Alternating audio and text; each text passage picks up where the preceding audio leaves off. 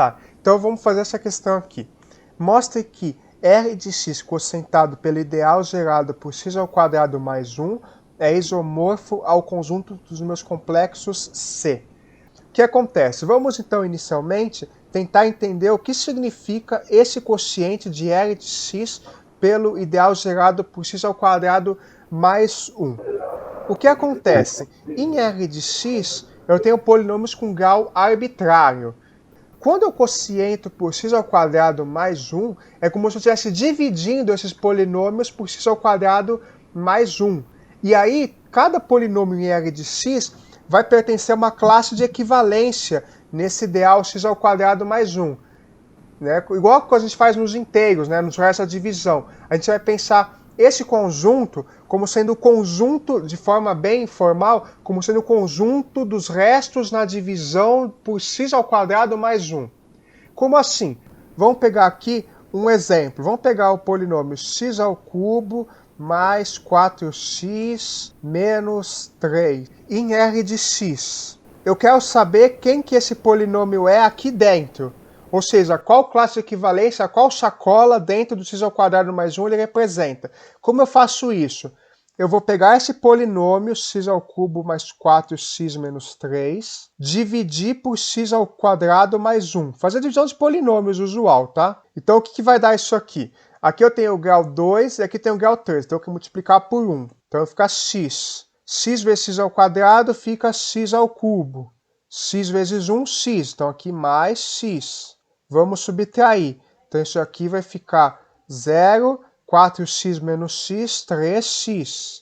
3x menos 3. Então aqui tem um polinômio de grau 1 e aqui tem um de grau 2, então não dá para multiplicar. Ou seja, se eu pego x³ mais 4x menos 3, então a gente concluiu que x³ mais 4x menos 3, quando eu divido ele por x² mais 1, ele vai ser x vezes x² mais 1, e o resto na divisão é qual? É 3x menos 3.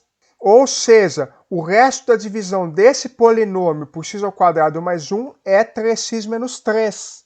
Anel quociente R de x pelo ideal gerado por x² mais 1, o x³ mais 4x menos 3 vai cair na sacola do resto 3x menos 3. Então a gente pode escrever inclusive assim, ó, que o x³ mais 4x menos 3, ele é igual a 3x menos 3 nesse conjunto aqui. Se eu dividir um polinômio de grau aleatório, arbitrário, por um polinômio de grau 2, vai ter o quociente aqui, o quociente vai ter um grau, sei lá que grau vai ser um grau grande, né? Vai ser o grau desse polinômio menos 2, por exemplo, aqui vai ser grau 1, o quociente, e o resto, a gente lembra da divisão polinomial que o resto tem um grau sempre menor que o grau do elemento que está dividindo. Então esse resto aqui, que é um representante desse conjunto aqui, desse conjunto monstruoso aqui, vai ter grau 1 no máximo, tá? Não pode ser 2 ou mais, porque está dividindo por um polinômio de grau 2. Então, quem são os elementos de R de x quocientado pelo ideal gerado por x² mais 1?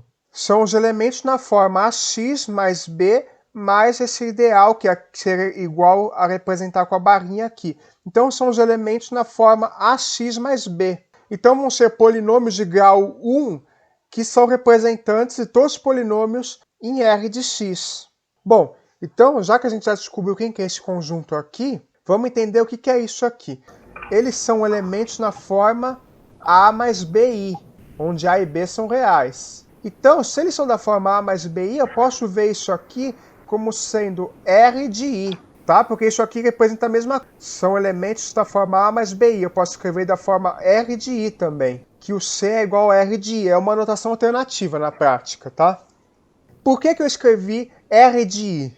Quem que é a raiz de x² mais 1?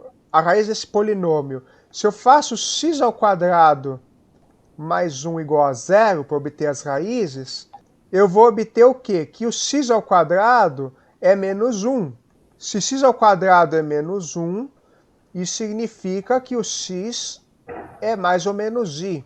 Ou seja, coincidentemente, esse isomorfismo aqui, a raiz desse polinômio aqui é justamente o i. E isso não vai ser coincidência. Porque o que acontece? Se eu jogo o i aqui nesse polinômio, i ao quadrado mais 1 vai ser 0.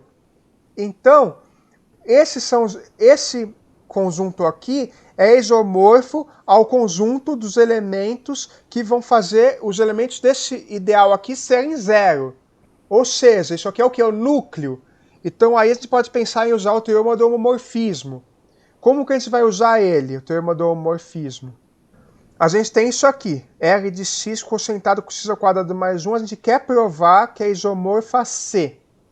Então eu preciso criar, para usar o teorema do homomorfismo, eu preciso criar uma função φ, que vai do meu domínio, que vai ser R de x, na imagem, que vai ser o C, que aqui eu vou escrever de forma, para deixar mais claro, eu vou escrever como sendo R de I.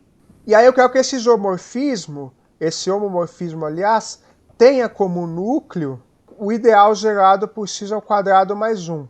Porque se o núcleo for esse, então pelo teorema do homomorfismo, se eu pego o domínio cosseno pelo núcleo, isso aqui vai ser isomorfo à imagem, que é o R de I, que é o C. E aí a questão acabou. Essa φ vai fazer o quê? Ela vai pegar um polinômio, aqui eu tenho um polinômio, tá? P de x com coeficientes reais.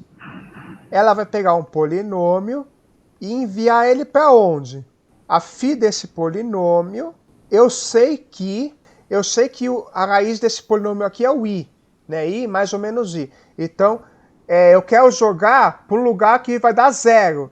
Então, para dar 0, eu preciso achar a raiz. Então, como a raiz é i, eu vou mandar esse P de x substituir o x por i. Então eu vou mandar cada polinômio do R de x para P de i.